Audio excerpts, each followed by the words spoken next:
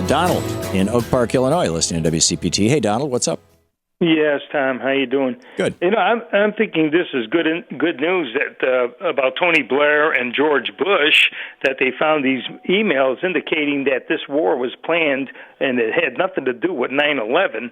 This is great news. Now, why isn't this here being spread out to the news media? How come they're not mentioning it? It's screaming front page, top above the fold headlines in the British newspapers. It is not available in the United States. Well, it should be screaming in our papers, too, and our Democratic Party better get on the stick and start showing the backbone. Yeah. They should be screaming this out. And if they don't want to do it, maybe we should give it to Donald Trump, because he'd sure like to bring this up. We got to crush these people. We've got so much on them, and we just let them walk and steamroll over us all the time. Oh, I agree. I think I'd like to see Troy Gowdy. What's his name? Troy Gowdy? Trey Gowdy, yeah. Yeah, I'd like to see him sweating for a change. Because if I recall, you indicated that this could affect him too.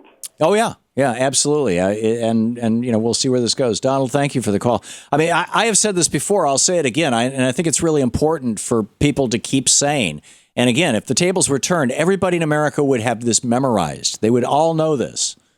If I was talking about Democrats instead of Republicans. Because there's this huge right-wing media infrastructure, right-wing hate radio that feeds into Fox so-called hate news, which then leads into, the Drudge Report and all of the right-wing websites, which then leads into the national media and all the talking heads. And I mean, they've got it. But here's the reality.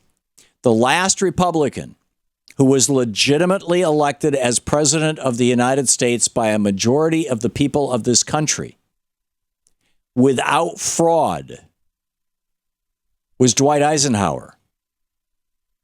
In 1968, Richard Nixon and Shane, thank you. Get my LBJ clip for me. In 1968, Lyndon Johnson was getting beat up really badly because we all hated the Vietnam War, and he negotiated an end to the Vietnam War in 68.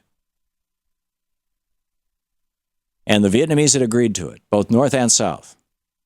And Nixon learned about this. And, of course, this was going to help, the vice president in 1968 was Hubert Humphrey, and he was running for president in 68 against Richard Nixon. And when Nixon found out that, they were going to announce in October of 68 that they had ended the Vietnam War, which would guarantee that Hubert Humphrey would become president. He was already very popular. The Democrats were very popular. And if they ended the war, bang, that would be it. Nixon got his people to go to Madame Tu and the crowd in South Vietnam and say, "Don't end the war, and we'll make you rich. We'll give you more."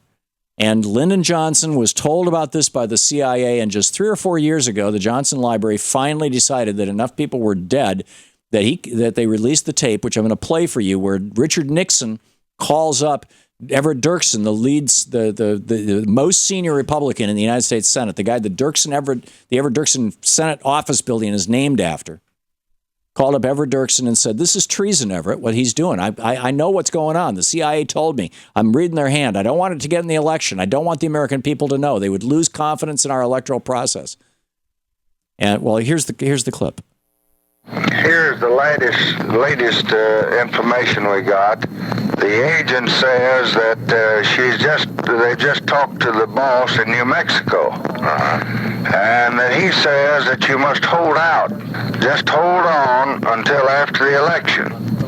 We know what Q is saying to them out there. Yeah, we're pretty well informed on both ends. Now, I'm reading their hand, Everett. I don't want to get this in the campaign. That's right. And they oughtn't to be doing this. This is treason. I know. This is treason. Richard Nixon is committing treason. I know. So, so that's 68 Nixon. 72 Nixon gets reelected saying he's got a secret plan to end the war. He didn't. It was a lie. So Nixon, illegitimate president. Jerry Ford was just vice president. He was never elected. Which then we get Jimmy Carter, who was legitimately elected. And then in 1980, the campaign manager for the Ronald Reagan campaign contacted the Ayatollah or the Ayatollah's representatives and said, you guys, these students of yours took over the U.S. embassy. Hang on to those hostages until after the election, and we will start shipping you spare parts for your American-made military that we had provided to the Shah. And in August of 1980, President Mr. Bonnie Sadr ran for president of Iran on the platform of releasing the hostages. He won 74% of the vote. He became president, or maybe it was prime minister, whichever it is. He became the head of government. And he went to the Ayatollahs and he said, time to release the hostages. And they said, we're already getting spare tires for our F-15s through Israel as part of this deal we cut with the Reagan campaign. They were already delivering them before the election. And for the following 6 years, we continued to sell illegally against our own embargo. We continued to sell weapons to Iran as a thank you for putting Ronald Reagan into power. So Reagan was elected as a result of treason. And Jimmy Carter has all but acknowledged that. And Bonnie Sadr wrote an op-ed about this 2 years ago in the Christian Science Monitor. You can still read it online. So Reagan was not illegitimately elected, which means his vice president, George Herbert Walker Bush, was not illegitimately elected because he shouldn't have been in office in the first place as vice president. Which brings us to George W. Bush, who we learned a year after the election actually lost Florida. But the recount of the vote was stopped by the U.S. Supreme Court, by Republicans on the U.S. Supreme Court.